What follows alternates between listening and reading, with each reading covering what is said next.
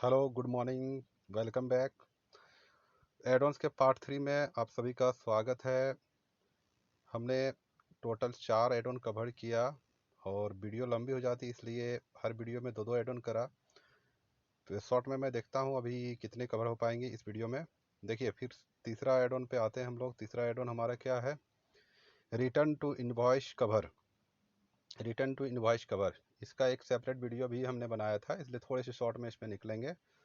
देखिए, जब भी गाड़ी आप परचेज करते हैं तो इंश्योरेंस का जो वैल्यू होता है, आप जो गाड़ी खरीदते हैं इंश्योरेंस का वैल्यू और शोरूम के प्राइस से 5% फर्स्ट बार में कम करके डाला जाता है।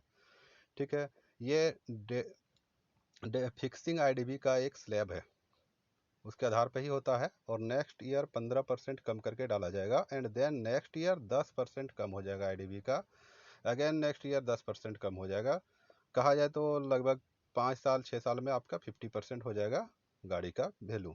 ठीक है, तो इसको हम लोग इस तरह से समझते हैं कि अगर आपने आरटीआई प्लान नहीं लिया है, रिटर्न टू इनवॉइस कवर नहीं लिया है, तो अगर देखिए एक एग्जांपल्स है, इसने अगर आरटीआई कवर नहीं लिया है तो in case of total loss, जब गाड़ी इतना डैमेज हो जाए कि बनेगी नहीं, theft gets current IDV of car. Comprehensive policy में क्या है कि अगर गाड़ी टोटल लॉस हो गया या बनने की स्थिति में नहीं है तो आईडीबी मिलेगा कार का।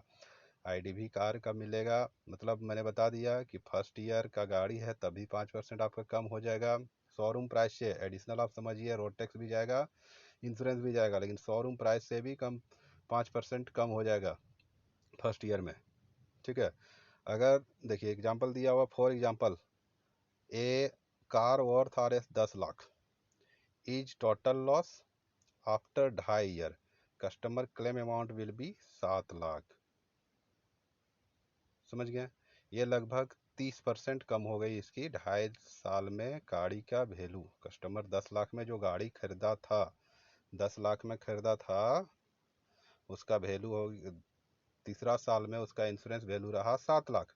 और जब गाड़ी या तो चोरी हो गई या टोटल लॉस हो गई तो उसको मिला क्या? 7 लाख रुपया। ठीक है, अब देखते हैं केस जब रिटर्न टू इनवॉइस लिया गया हो। एड ऑन प्लान में रिटर्न टू एड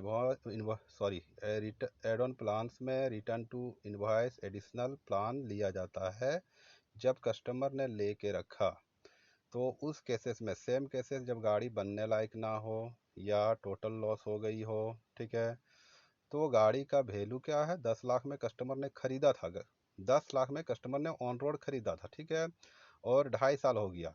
आईडीबी तो 7 लाख उसके पॉलिसी में शो करेगा, ठीक है, but in case of total loss और थेफ्ट, ठीक है, जब गाड़ी बनने की स्थिति में ना हो, तब क्योंकि उसने आरटीआई प्लान ऑप्ट किया है, इसलिए उसको return to invoice, invoice value of car, return to invoice क्या है? Invoice value of car including road tax जो रजिस्ट्रेशन है और इंश्योरेंस, ऑन डैमेज की इंश्योरेंस है, वो ऐड होकर के कस्टमर को पूरे 10 की 10 लाख मिल जाएगी। जो इनवॉइस वैल्यू थी, कस्टमर टोटल कितना गाड़ी में लगाया उसमें से ध्यान रखेंगे। एक्सेसरीज ऐड नहीं होगा। अगर आपने एक्सेसरीज ले रखा है, ऐड करा रखा है एड ऑन में, तभी ये एक्सेसरीज ऐड करके देगा। मान लीजिए 10 लाख की गाड़ी ऑन रोड आपने खरीदा, ठीक है, उसमें 50,000 का एक्सेसरीज आपने लगाया, तो एक्सेसरीज को भी आपको एड ऑन में ऐड करना होगा, तभी जा करके आपको 10.5 लाख मिल पाएगा। समझ गए मेरी बात को? क्लियर है? मतलब यह है कि हर साल गाड़ी की वैल्यू घटेगी, चाहे आप क्लेम लें या ना लें, ठीक। और 3 साल में लगभग 30% आपकी गाड़ी की वैल्यू घट जाएगी। और 10 लाख की गाड़ी है तो 7 लाख मिलेगी अगर गाड़ी बनने लायक नहीं है इंश्योरेंस में तो।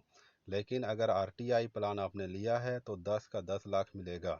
ठीक है, आरटीआई प्लान नॉर्मली 3 साल तक के एज में ही इंश्योरेंस कंपनी अलाउ करती है। जब गाड़ी आपका 3 साल तक हो तभी आरटीआई देती है नॉर्मली। ठीक है, ध्यान रखेंगे।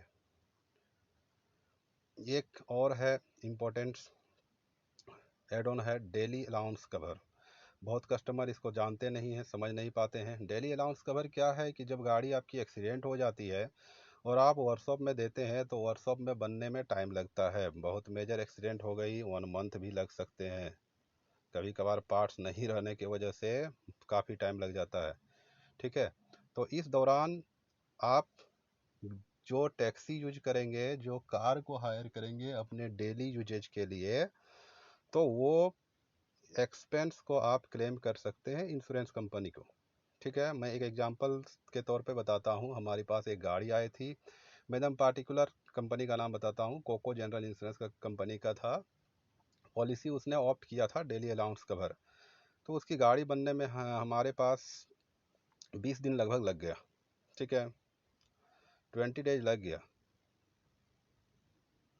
क्योंकि 5 7 8 दिन तो वो अप्रूवल देने में लगा दिए। कस्टमर का डिमांड था, लेफ़्ट राइट था, जो कस्टमर जस्टिफाई कर रहे थे कि एक घटना में हुआ है, और इंश्योरेंस कंपनी उसको नेगोशिएट करते करते 7 8 दिन लगा दिए। और फिर जब एक्सलेट हो गई केस तो जल्दी में अप्रूवल करा गया, फिर भी बनने में 20 दिन लग गया। 20 दिन का डेली एक्सपेंस कस्टमर को इंश्योरेंस कंपनी ने दिया। ये है डेली अलाउंस कवर का फ़ायदा।